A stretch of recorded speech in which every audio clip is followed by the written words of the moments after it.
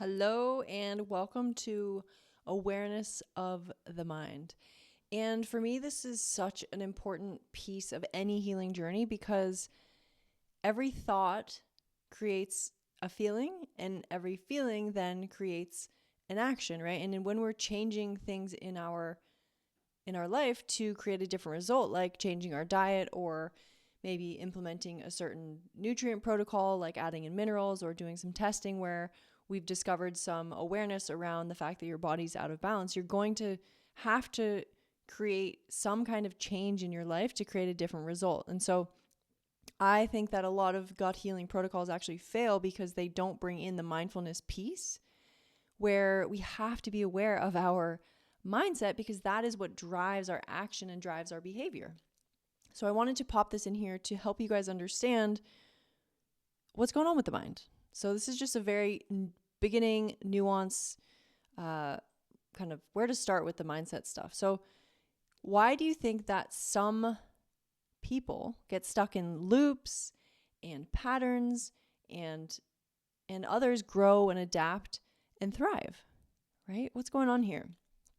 And I believe that it's our perspective and our internal experience. Because again, our thoughts then dictate an emotion or a feeling, and that drives the behavior.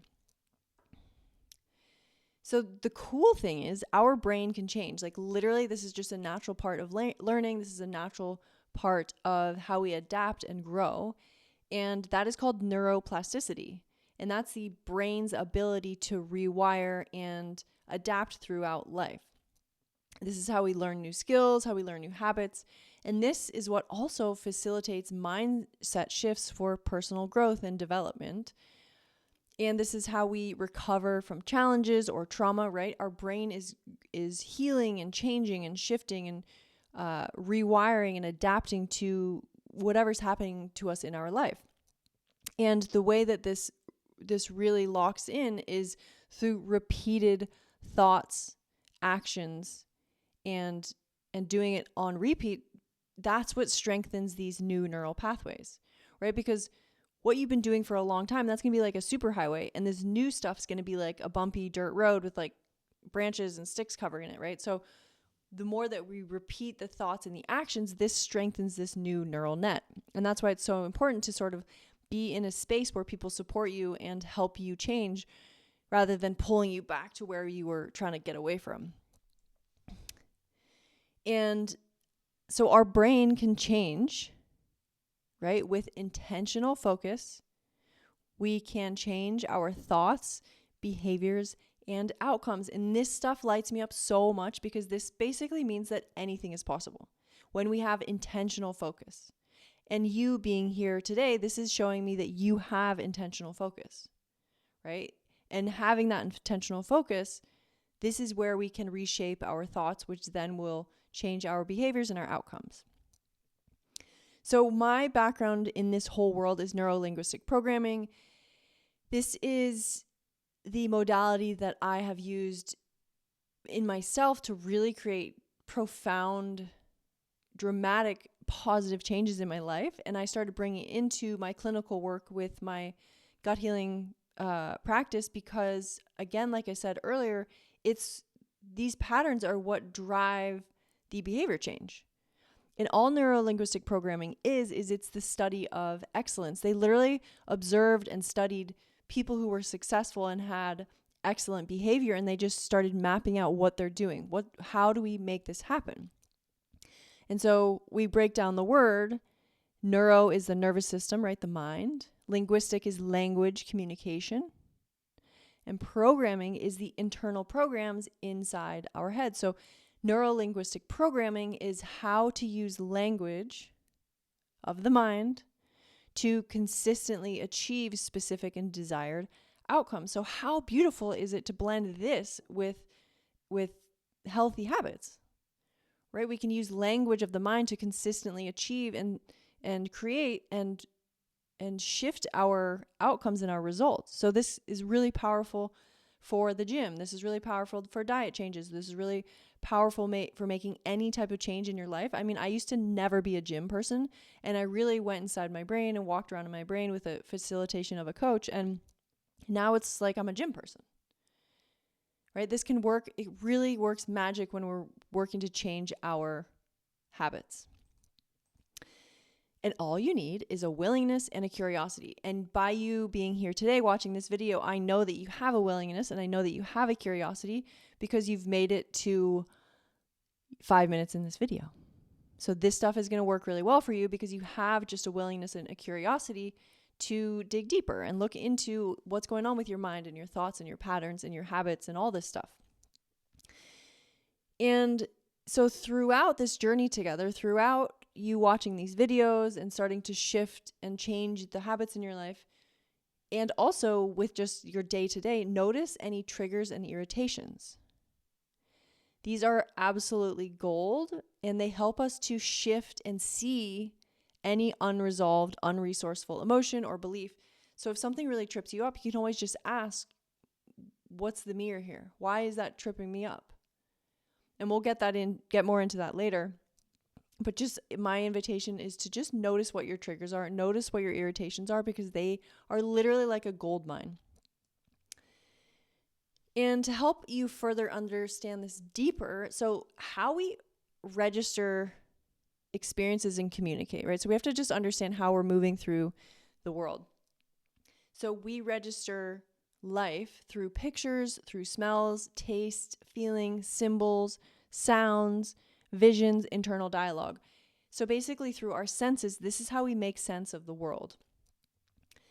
And it's important to note that you are not experiencing reality as it is. You are experiencing an internal representation of it. Right? So again, you are not experiencing reality as it is. We are all experiencing what is happening via our filters, right? We are experiencing an internal representation of it. That's how we make sense of the world. That's why two people go to the same event and have two completely different stories, right? Because we are making an internal representation from that experience. So this is a concept called perception is projection. We see life, we perceive life through our own sum total of life experience, right? The world reflects us.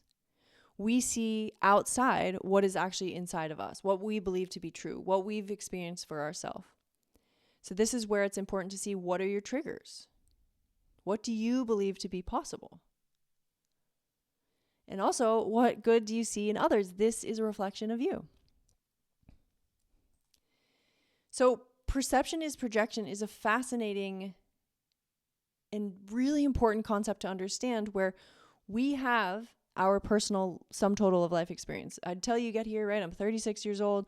I've had 36 years of whatever I've experienced up until this point, right? So we've got unconscious and conscious memories, thoughts, patterns, beliefs, maybe inherited from our family, values, attitudes, experiences, right? So these are our filters, and we delete, distort, and generalize them to make sense of the world. And so to break it down, we have an external event, right? And it's what's so crazy is we have literally 11 million bits of information are coming at us every second. So we have to break it down to make sense of the world. And this is where we will go through our filters, right? We go through our filters and we delete, distort, and generalize to then make an internal representation of it, right? This is through those pictures, the sounds, the tastes, the smells. Because we have to distill it down to 2 to 7 bits of information per second so that we can actually make sense of the world. Otherwise, we would be like, I don't understand what's happening. There's too much stimulation. I mean, that's kind of happening to some degree with Instagram and all this stuff being bombarded at us. And that's why it's even more important to understand this framework and this concept so that we can start to choose what we want to live and choose what we want to live out in our world. So imagine you've got some toothpicks, right? So there's 11 million toothpicks coming at you every second. And you can only pick up 100 to 150 toothpicks per second. And the brain will focus on what we already have in our awareness. So this is where it gets really interesting. So we will delete, distort, and generalize down to what we're making sense of this. Right? So the cool thing is when you really understand this is like you literally change your life. You get to decide consciously or unconsciously what to pick up. Because what we pick up, we will get more of, right? So the brain focuses on what we already have in our awareness. So even just you watching this video, you're going to have stuff that's coming into your awareness that you didn't already.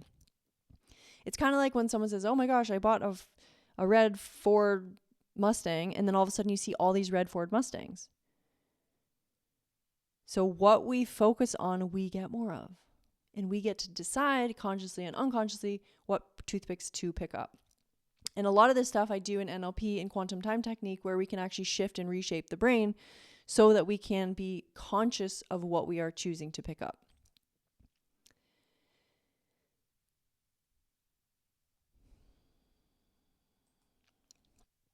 Okay, so lock that into your brain, see what happens, allow it to settle into your nervous system and into your conscious awareness, and just start to notice, what are you picking up?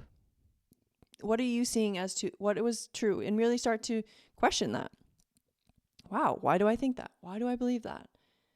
Why do I believe this thing about food? Why do I believe that carbs are bad? Ba-da-da-da-da. Yeah, sit with that. And yeah, this is some of the juiciest stuff and really important if we are moving towards making healthy habit changes in our life.